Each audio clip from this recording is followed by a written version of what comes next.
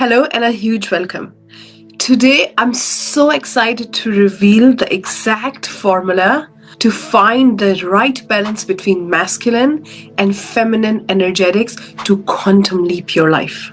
So we have both the forces available to us, both the energies, masculine and feminine.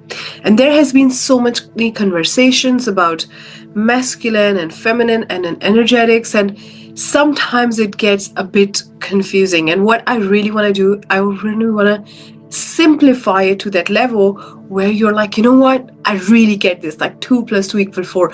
How do we exactly find the right balance? Because when you do that for yourself, you find such a powerful balance to harness your quantum leap.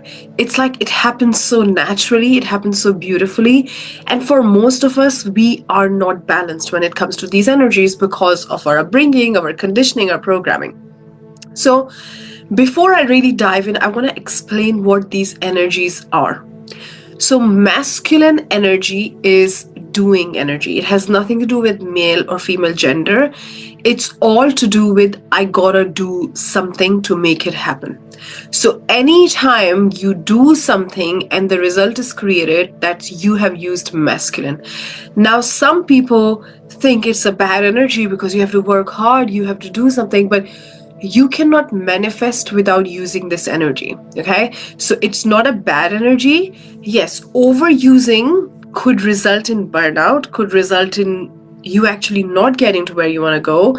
So sometimes working harder or working more is not equal to more result. In fact, we want to pull back and we want to see where the right balance is for us. Okay, now the feminine energy is the being energy.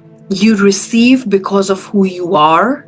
It doesn't require you to do anything in the physical world. It's the match for your being. And this energy has nothing to do with male and female. So it doesn't mean that because you're female, you'll use more feminine. No. All the species, all the human species have both the energies, and we have a greatest balance. And even when men use feminine energy, and they're really powerful, and their aura and their being and is very powerful, that energy goes really far. So it has nothing to do with the gender.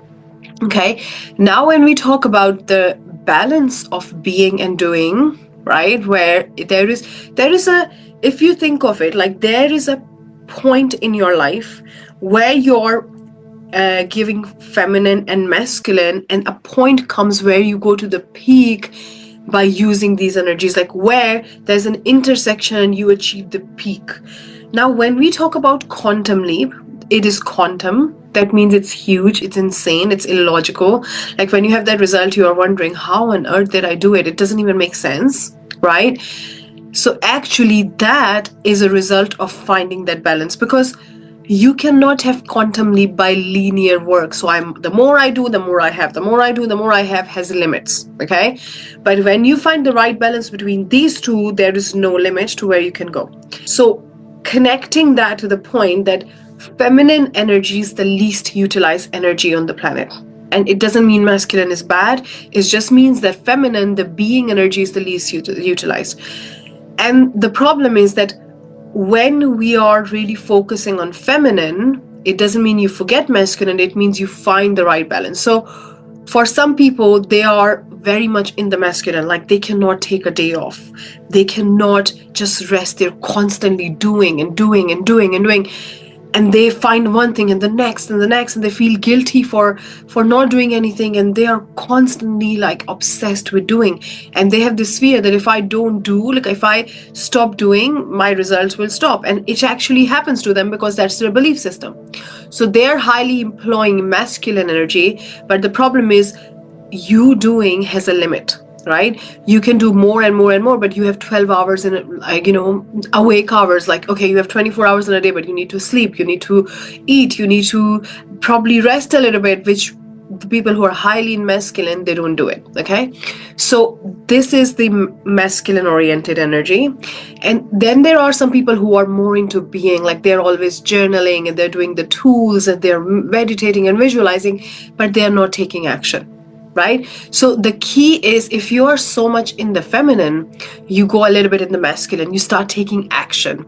If you are so in the masculine, we introduce feminine more, your results will constantly be. So you have to see where in the spectrum you are and what more of the energy you need. So I was always more in the masculine, because growing up I was told, if you want something, you gotta work for it, which is true. You have to take action, but inspired action, and that's what I'm going to talk about. So when it comes to finding the right balance, there is a specific balance for each of us. So it's very different for you, it's very different for me, it's very different for the other person.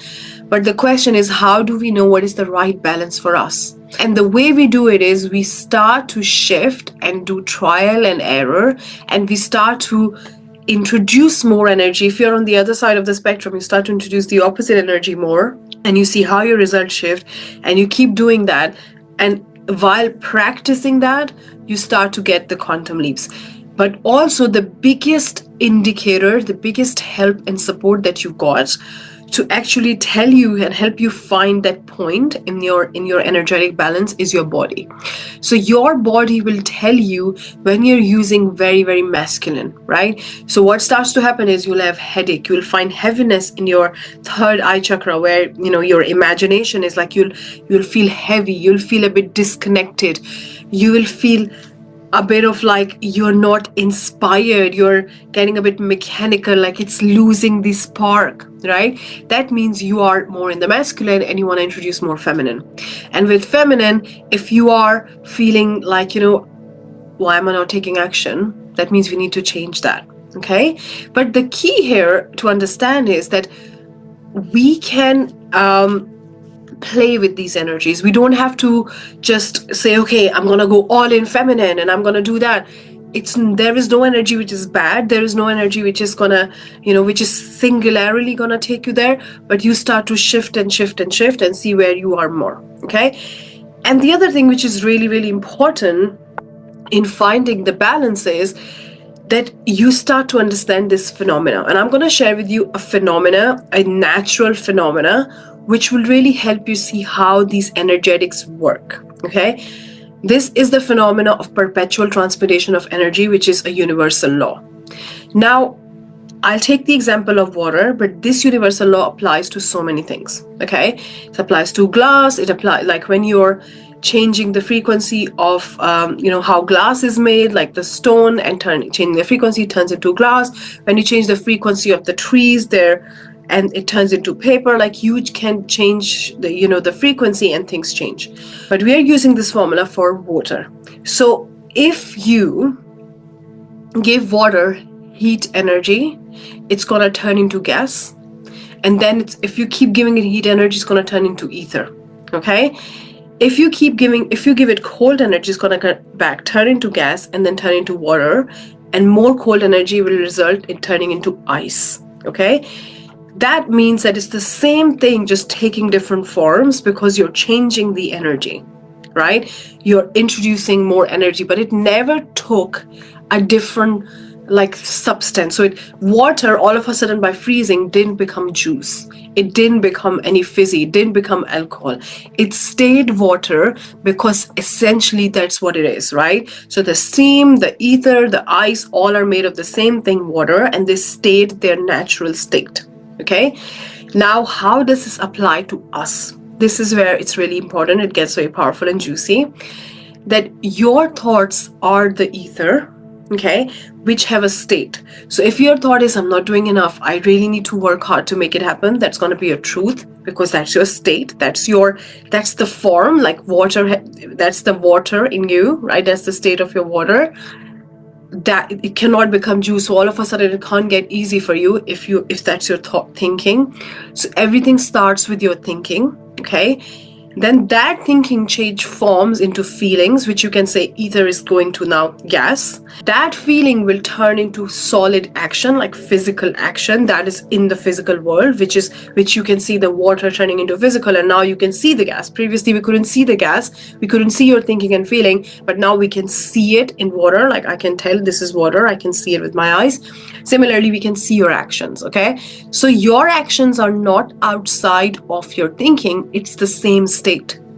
Okay, like the water is the same state, it's the same state of action. So if you are acting from the place of nothing works for me, it's just everything is a struggle, it's taking me too slow, and you're looking at your results and you're so consumed with them and you're thinking why nothing's changing, your thinking and feeling are from that state. So you cannot expect result to be indifferent even if you work really hard, because the action is a reflection, is the same state, is this transmutation of energy. So you cannot act outside of your thinking and your feeling. So this means that what some people start to do is start to work really, really hard, because they think if I do work harder, if I really push, it's going to happen. Yes, to some degree you can achieve a bit more, but there is always a limit, because you're limited in opportunities, you're limited in time, you're limited in the physical aspects of the world. Okay, but when you tap into the feminine now, by actually reviewing your thoughts and by actually working on your identity, because feminine is being, so who you are being, what are you conscious of being, what's your identity, there is no limit to what you can achieve. Because now the nature of your thoughts can be the greatest. Let's say you really like a cocktail or a mocktail, right? And you really love that drink. Now you can go to that level in your thoughts, and you can take that ether, take that gas, and turn that into that physical thing. That means that you really focus on the feminine being, and you start to ask yourself, who am I conscious of being? Okay, and then you start to really shift your identity, you start to see yourself differently, you're going to start to trust your being more. So I want to share with you a very powerful example which has helped me quantum leap my business and really understand how it works. That if you really focus on your being, you'll have to act less, because your being will be so magnetic and powerful. So let's say if there is a person who is launching their course as a coach, right? And they do a webinar, and they're told that you have to do this and you have to get people like this, and after the webinar you have to chase people, and there are like 20 steps the way you have to chase them, and you have to have a very, very powerful follow-up, and you have to do this. Like, you can have all of those things, but if you are overdoing it to the point that you're getting exhausted because you feel that these things need to be there because there's a gap in the feminine, in the being, you will always have a limit. But because when people are actually attending your webinar, they will see you, your being. They will experience an electromagnetic waves from you. Like, even if you're on the screen, it doesn't matter. They will have a feeling about you, right? Which is way beyond what you're saying. So words are only 8%, and that vibe is 92%. So their intuition will very, very quickly, within seconds, pick up your being. Like, what kind of feeling are they having about you? Do they have this inner yes, like, yes, I want to work with this person, like, yeah, this is really good? Or do they have this feeling like, no, something is off, like, I don't think this person even walks what they're saying, right? So they don't even walk their talk. Like, you will have this feeling. Now, if you have that feeling and that person has a 20-step follow-up or 100-step follow-up, it doesn't matter. You're not going to do it because you didn't feel like, it's like you're not called to do it. It didn't excite you. You didn't feel that activation, right? So they can use the greatest strategies. They can learn and memorize exactly what to say. They can have all the frameworks, but it won't work for them because you didn't get that feeling, because words are only 8%. Right? So sometimes in order to make up for being, we do a lot more, and still that has a cap because we are not finding that perfect sweet spot for being. Okay? So here it's really important that, let's say if Oprah Winfrey comes and does that webinar and she just nails it because of who she is, right?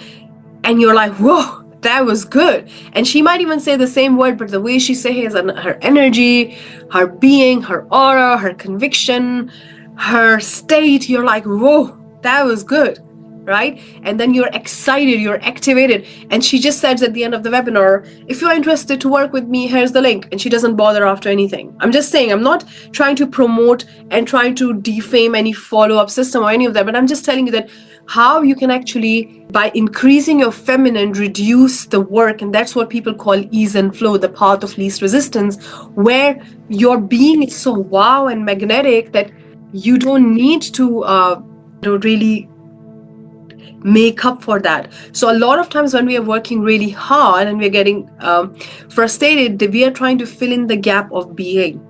Okay, so what you want to really look at it, that being energy has no limit. And if you start to really work on that and shift your identity, and I've got tons and tons of identity shift videos on my channel, because I'm the coach for identity shift.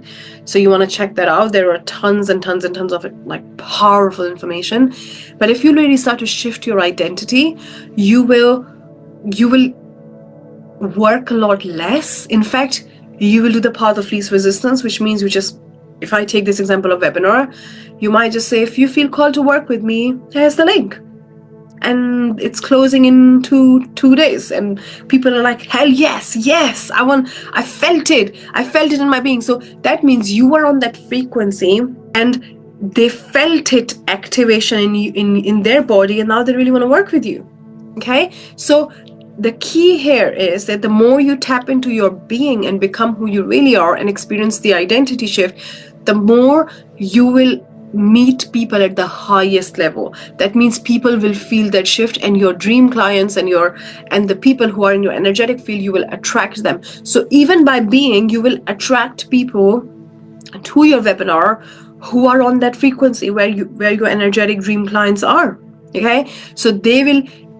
And it could, again, if you take the example of before the webinar starts, you can have tons of processes to get the people and DM every single person, and you're working so hard, you're sitting every day till midnight DMing people, and people are getting so annoyed, and like we don't like constant DMs. There's so many, like I still have like 30-40 DMs in my messages, and I'm still like just getting on top of them. So we don't like DMs, right? But you're doing that because you think you need that, because there's a gap in the being. But let's say in your being, if you're so powerful that whenever people interact with you, they're like, whoa, we love that. That is so good. And the moment you, and also you're actually more favorable for logarithms, because, social media logarithms, because now people see your stuff and they push your stuff more. And also, it could be that there are some people who love your stuff so much that they just check you out every day. They're like, what has this person posted? Have they posted anything? I want to make sure I don't miss anything, right? They search you out. And when you post about the webinar, they will know, and they'll be like, yes, I want to attend that. So even that yes and that keenness, it's coming from the feminine, who you are, what they felt about you. Let's say you don't do webinars and you just post something, right?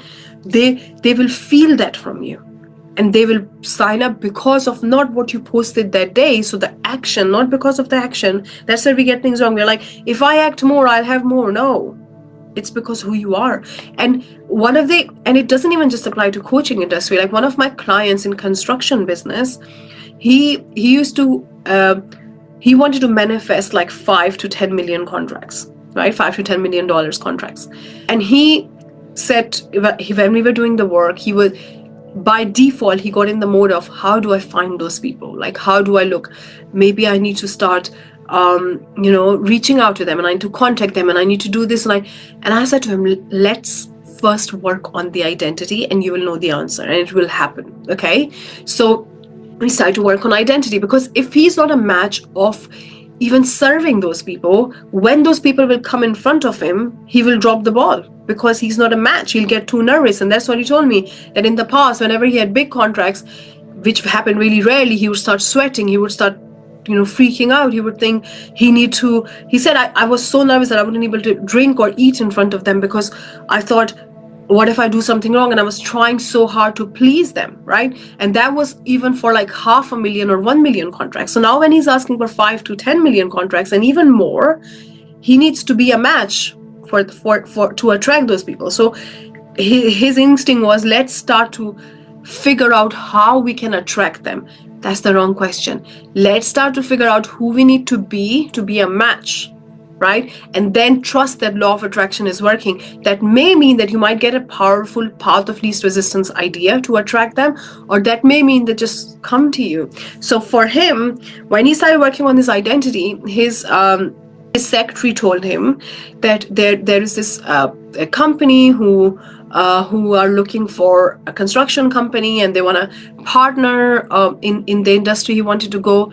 So, and he was like, really? Can you get me in touch with them? And he met, and that company had all the big suppliers in the mining industry in his area, in his region, right? And as a result, what happened was that he met them, he signed a partnership, and he attracted all those contracts. But this time when he attracted them, the reason he attracted was because he was a match. And even when he attracted them, he didn't come from a place of, I need to win this. What do I need to do to make sure? He came from the place that I always work with these contracts. That's how we do things. That's the company I am. And he said because of that kind of aura and conviction, that company who signed him as in the partnership said that we were looking for a company like you, like the quality of the company and the powerful company. And what actually depicted that was his own identity, right? So the key is when you really tap into the feminine energy more, you first of all take the path of ease and flow. Secondly, there is no limit in the feminine. Masculine energy has limit, but you cannot just tap into the feminine without employing masculine. You might start employing it really, really less, and you just do bare minimum, but manifestation happens. It's a dance between both the energies. Okay, so ask yourself, who am I being, instead of trying to look for the how to get, because when you be, law of attraction gets it for you. You attract it.